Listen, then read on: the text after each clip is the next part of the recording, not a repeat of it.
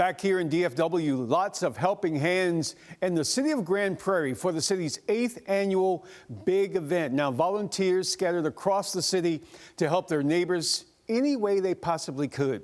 Our Lacey Beasley introducing us to one of those special folks. Over 1,000 volunteers came out in Grand Prairie this morning to help those in need, including veterans and the elderly. Now, I just talked to the homeowner here at this site. Her name is Sally Bateman Morgan. She has a fascinating story dating back to World War II, and she's extremely thankful for this crew helping her house this morning. It's unbelievable. It's a blessing. At 94 years old, Sally Bateman Morgan is still sharp. Outside, volunteers work on putting down new grass on her lawn.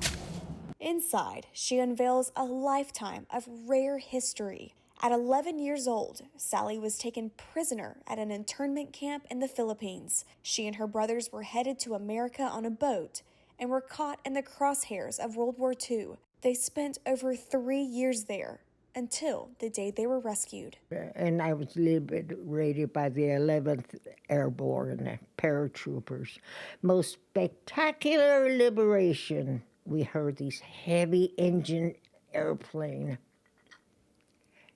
You can tell by the sound that the engines were not Japanese, were not the smaller engines. They were a large engine. Look up, and there was these specks in the sky.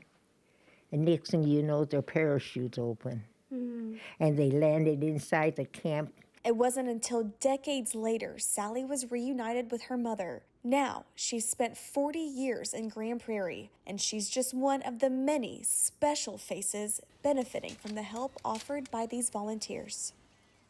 In total, there were over 1,500 volunteers as a part of Grand Prairie's big event, and organizers hope it continues to grow in years to come.